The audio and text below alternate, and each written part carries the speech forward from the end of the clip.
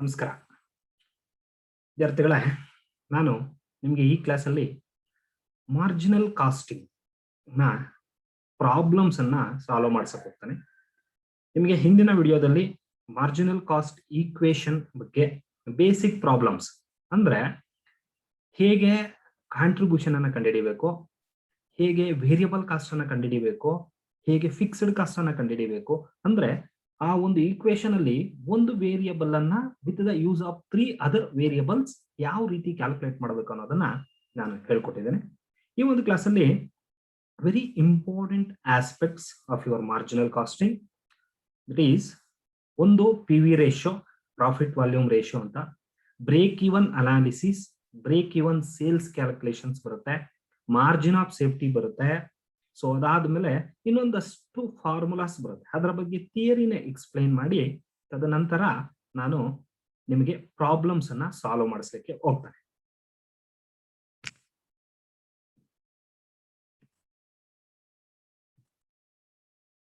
So ನಿಮ್ಗೆಲ್ಲ ಕಾಣಿಸ್ತಾ ಇರುತ್ತೆ, ಆಲ್ರೆಡಿ ನಾನು ನಿಮ್ಗೆ ಎಕ್ಸ್ಪ್ಲೈನ್ ಮಾಡಿದ್ದೇನೆ ಪಿ ವಿ ರೇಷಿಯೋ ಅಂದ್ರೆ ಏನು ಅಂತ. Very simple.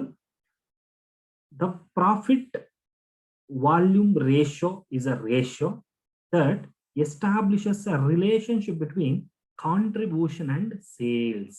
What is the relationship between contribution and sales?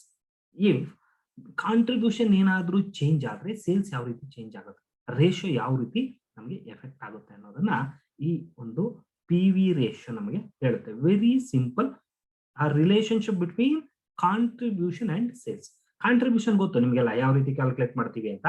Sales ಅಲ್ಲಿ ವೇರಿಯಬಲ್ ಕಾಸ್ಟ್ ಅನ್ನ ಲೆಸ್ ಮಾಡ್ಕೊಂಡ್ರೆ ನಿಮಗೆ ಕಾಂಟ್ರಿಬ್ಯೂಷನ್ ಸಿಗುತ್ತೆ. ಸೊ ಕಾಂಟ್ರಿಬ್ಯೂಷನ್ ಮತ್ತೆ ಸೇಲ್ಸ್ ಮಧ್ಯೆ ಒಂದು ರೇಷಿಯೋ ಏರ್ಪಟ್ರೆ that is P V ratio. So this is another method use to calculate the C V P relationship. Okay, cost volume profit relationship ಅಲ್ಲಿ ಇದು ಒಂದು method which helps for studying the profitability of operations of a business. Okay, ಯಾವುದೇ ಒಂದು business ನ profitability ಯಾವ ರೀತಿ ಇರುತ್ತೆ ಅನ್ನೋದ್ರ ಬಗ್ಗೆ ಸ್ಟಡಿ ಮಾಡ್ಲಿಕ್ಕೆ ನಮಗೆ ಹೆಲ್ಪ್ ಆಗುತ್ತೆ. So P V ratio calculate ಮಾಡೋದು ತುಂಬಾನೇ easy. Contribution divided by sales.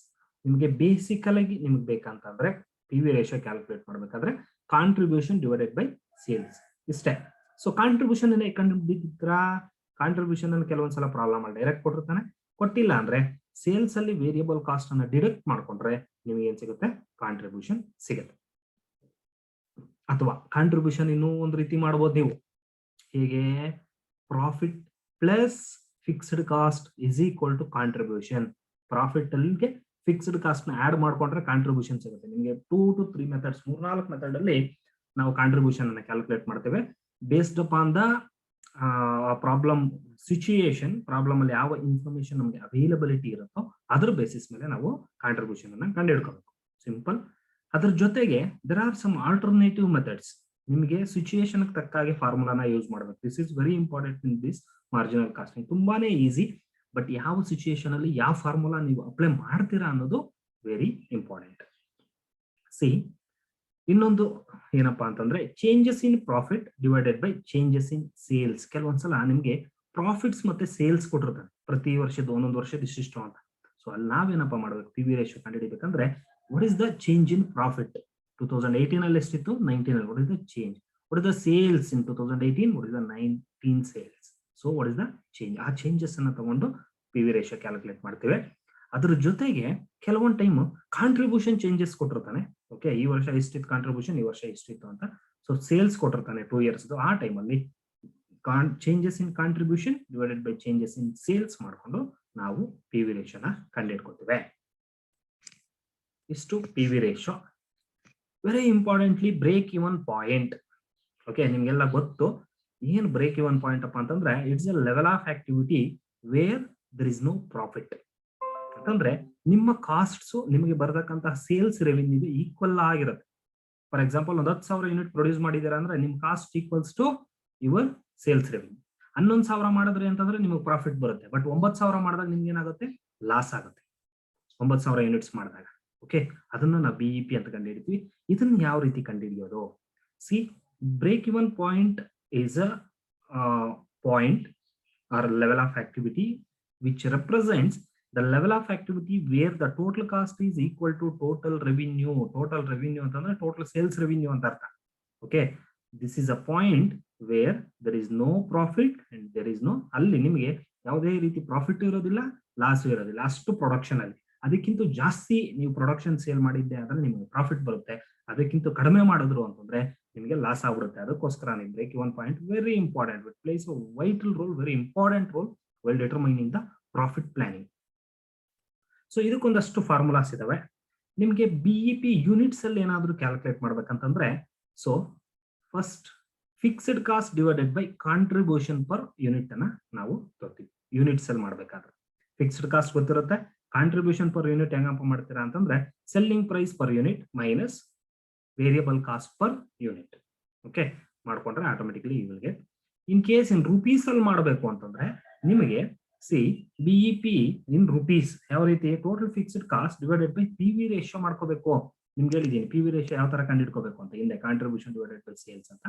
Same ಅದೇ ರೀತಿ ಇಲ್ಲಿ ಪಿ ವಿ ರೇಷಿಯೋ ಕಂಡುಹಿಡ್ಕೊಂಡು ಅದರ ಬೇಸಿಸ್ ಮೇಲೆ ನಾವು fixed cost divided by P V ratio ಮಾಡಿದ್ದೆ ಆದ್ರೆ ನಿಮಗೆ ಬ್ರೇಕ್ ಇವನ್ ಸೇಲ್ಸ್ ರುಪೀಸ್ ಅಲ್ಲಿ ಸಿಗುತ್ತೆ. ಸೊ ಇದಕ್ಕೆ ಇನ್ನೂ ಒಂದು ಆಲ್ಟರ್ನೇಟಿವ್ ಇದೆ, ಏನಪ್ಪಾ ಅಂತಂದ್ರೆ ಸಿ ಇಲ್ಲಿದೆ total fixed cost divided by contribution into sales ಮಾಡ್ಕೊಂಡಾಗೂ ಸಹ ನಿಮಗೆ ಇನ್ ರುಪೀಸ್ ಅಲ್ಲಿ ಏನ್ ಸಿಗುತ್ತೆ, ಬ್ರೇಕ್ ಇವನ್ ಪಾಯಿಂಟ್ ಸಿಗುತ್ತೆ. So this is about break even point. Next, calculation of sales to earn a desired profit. ನಿಮಗೆ ವೆರಿ ಇಂಪಾರ್ಟೆಂಟ್ ಆಗಿ 14 marks ಅಥವಾ 6 ಮಾರ್ಕ್ಸ್ ಅಲ್ಲಿ ಪ್ರಾಬ್ಲಮ್ಸ್ ಅಲ್ಲಿ ಕೇಳ್ತಾನೆ. For example, calculate the sales to earn a profit of rupees 1 lakh. 1 lakh profit earn ಮಾಡ್ಬೇಕಾದ್ರೆ sales ಎಷ್ಟಿರ್ಬೇಕು ಅಂತ, 10 lakh profit earn ಮಾಡ್ಬೇಕಾದ್ರೆ ಸೇಲ್ಸ್ ಎಷ್ಟಿರ್ಬೇಕು ಅಂತ. ಸೊ ಅದನ್ನ ಯಾವ ರೀತಿ ಕಂಡುಹಿಡಿತೀವಪ್ಪ ಅಂದ್ರೆ ರುಪೀಸ್ ಅಲ್ಲಿ ಕಂಡುಹಿಡಿಬೇಕಾದ್ರೆ very simple, fixed cost plus profit divided by contribution per unit. Okay, ಅದೇ ರುಪೀಸ್ ಅಲ್ಲಿ ಕಂಡುಹಿಡಿಬೇಕಾದ್ರೆ fixed cost plus profit divided by P V ratio ಮಾಡ್ಕೊಂಡಾಗ ನಿಮಗೆ ಡಿಸೈರ್ಡ್ ಪ್ರಾಫಿಟ್ ಸಿಕ್ಕೋಗುತ್ತೆ. ಇದನ್ನ ಮ್ಯಾಕ್ಸಿಮಮ್ ಪ್ರಾಬ್ಲಮ್ಸ್ ಬಂದಾಗ ನಿಮಗೆ ನೀಟಾಗಿ ಅರ್ಥ ಆಗುತ್ತೆ, ಅದ್ರ ಬಗ್ಗೆ ತಲೆ ಕೆಡಿಸ್ಕೊಬೇಡಿ.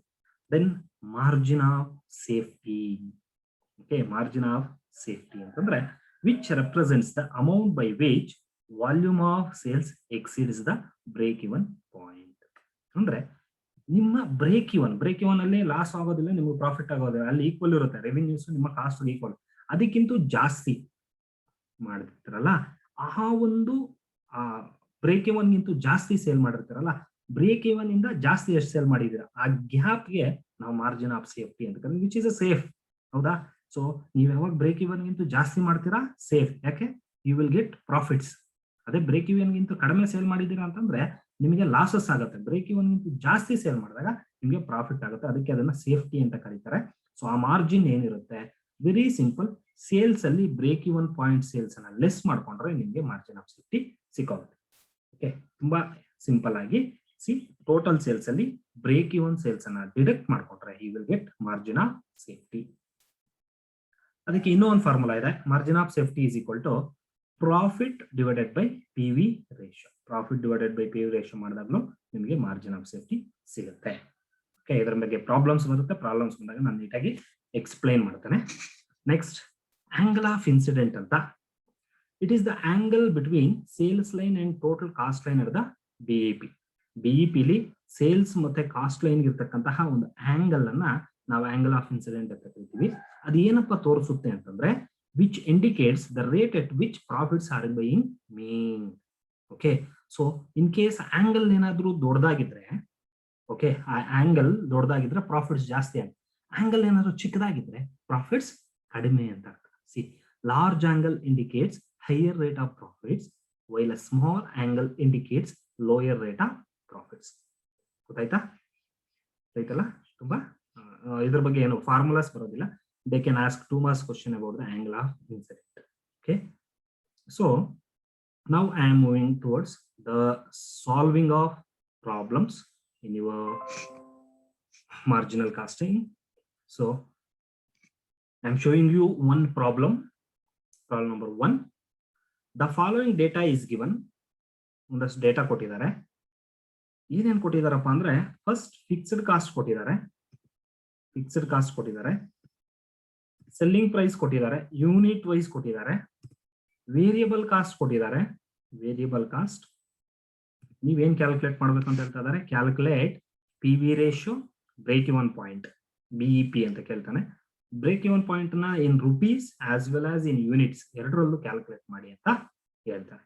ಓಕೆ, ಸೊ ನಾವು ಸೊಲ್ಯೂಷನ್ ಅನ್ನ ಮಾಡೋಣ. ಸೊಲ್ಯೂಷನ್ ಯಾವ ರೀತಿ ಮಾಡೋಣ? ಓಕೆ, ಫಸ್ಟ್ ನಾವೇನ್ ಕಂಡುಹಿಡಿಯೋಣ, calculation of PV ratio, profit volume ratio. So profit volume ರೇಷಿಯೋನ ಹೆಂಗ್ ಕಂಡುಹಿಡಿತೀವಪ್ಪ? PV ರೇಷಿಯೋ ಹೇಗೆ ಕಂಡುಹಿಡಿತೀವಪ್ಪ ಅಂತಂದ್ರೆ ವೆರಿ ಸಿಂಪಲ್, ನಮಗೆ ಗೊತ್ತು, contribution divided by sales into 100. ಹೌದಾ? This is the formula to calculate PV ratio. Okay, ನಮಗೆ ಕಾಂಟ್ರಿಬ್ಯೂಷನ್ ಗೊತ್ತಾ? ಕಾಂಟ್ರಿಬ್ಯೂಷನ್ ಗೊತ್ತಿಲ್ಲ. ಸೊ ಕಾಂಟ್ರಿಬ್ಯೂಷನ್ ಕಂಡುಹಿಡಿಬೇಕು. ಕಾಂಟ್ರಿಬ್ಯೂಷನ್ ಅನ್ನು ಹೆಂಗ್ ಕಂಡುಹಿಡಿತೀವಿ? Contribution is equal to sales minus variable cost. So ನಮ್ಗೆ ಸೇಲ್ಸ್ ಗೊತ್ತು, ಸೆಲ್ಲಿಂಗ್ ಪ್ರೈಸ್ ಕೊಟ್ಟಿದ್ದಾರೆ 12 ರೂಪಾಯಿ ಅಂತೆ ಒಂದು ಯೂನಿಟ್ಗೆ, ಮೈನಸ್ ವೇರಿಯಬಲ್ ಕಾಸ್ಟ್ ಸಹ ಕೊಟ್ಟಿದ್ದಾರೆ 9 ರೂಪೀಸ್ ಕೊಟ್ಟಿದ್ದಾರೆ.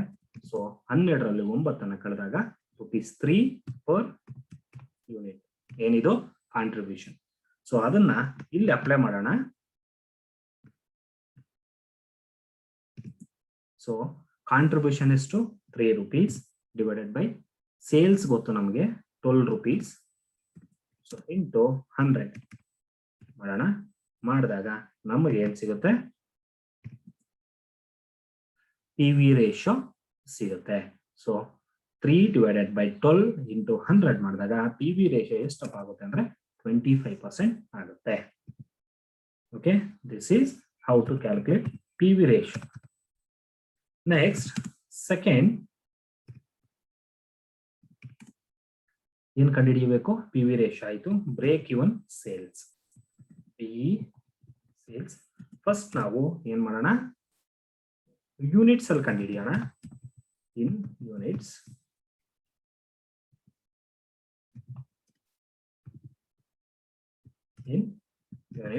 we need to apply formula.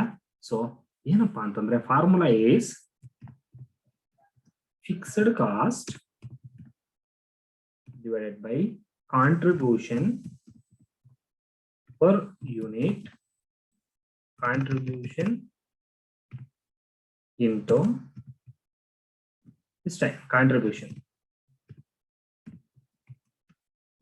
So very simple, you know, so the fixed cost 12,000 divided by contribution ಗೊತ್ತು ನಮಗೆ, ಇಲ್ಲಿ ಕಂಡುಹಿಡ್ಕೊಂಡಿದೀವಿ ₹3 per unit. ಸೊ ಮಾಡಿದಾಗ ನಮ್ಗೆ ಎಷ್ಟು ಬರುತ್ತೆ?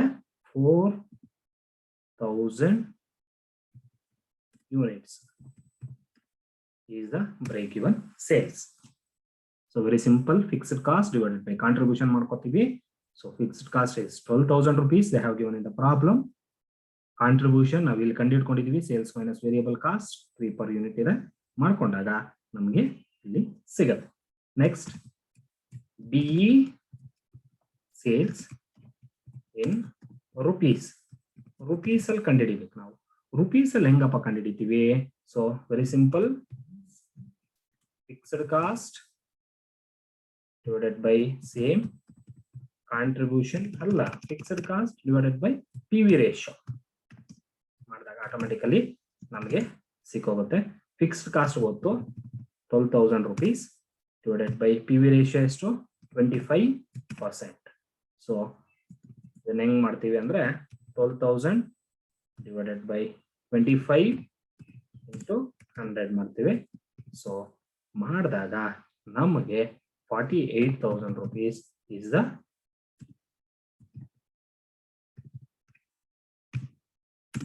ಬ್ರೇಕ್ ಇವನ್ ಪಾಯಿಂಟ್ ಸೇಲ್ಸ್ ಇದು ಸಿಗುತ್ತೆ. ಸೊ ನಾವು ಬ್ರೇಕ್ ಇವನ್ ಸೇಲ್ಸ್ ಅನ್ನ ಇನ್ನೂ ಒಂದು ರೀತಿ ಕಂಡುಹಿಡಿಬಹುದು. Break even sales in rupees ಅಲ್ಲಿ ಇನ್ನೂ ಒಂದು ಮೆಥಡ್ ಅಲ್ಲಿ ಕಂಡುಹಿಡಿಬಹುದು. ಏನಪ್ಪಾ ಅದು ಅಂತಂದ್ರೆ fixed cost divided by contribution into sales. So so ಗೊತ್ತು ನಮಗೆ ಫಿಕ್ಸ್ಡ್ ಕಾಸ್ಟ್ ಗೊತ್ತು 12,000 ಇದೆ divided by contribution is 3 rupees into ನಮ್ಮ ಸೇಲ್ಸ್ ಗೊತ್ತು 12 rupees per unit. ಹಾಗೆ ಮಾಡಿದಾಗಲೂ ನಿಮಗೆ 48,000 ರೂಪಾಯಿ ಬರುತ್ತೆ. Okay, this is how we are going to calculate the problem. Okay, so ಈ ರೀತಿ ನಾವು ಪ್ರಾಬ್ಲಮ್ಸ್ ಅನ್ನ ಕ್ಯಾಲ್ಕುಲೇಟ್ ಮಾಡಬೇಕಾಗತ್ತೆ. ತುಂಬಾ ಈಸಿ ಇದೆ. ಇದನ್ನ ನೀವು ಮ್ಯೂಟ್ ಮಾಡಿಕೊಂಡು ಸಾಲ್ವ್ ಮಾಡ್ಬೋದು. ಮ್ಯೂಟ್ ಮಾಡ್ಕೊಂಡು ನಿಧಾನಕ್ಕೆ ಬರ್ಕೊಳ್ಳಿ. ಸೊ ಇಷ್ಟು ಈ ಪ್ರಾಬ್ಲಮ್ ಬಗ್ಗೆ. ನೆಕ್ಸ್ಟ್ ಕ್ಲಾಸ್ ಅಲ್ಲಿ ಇನ್ನೊಂದಷ್ಟು ಪ್ರಾಬ್ಲಮ್ಸ್ ಅನ್ನ ನಾನು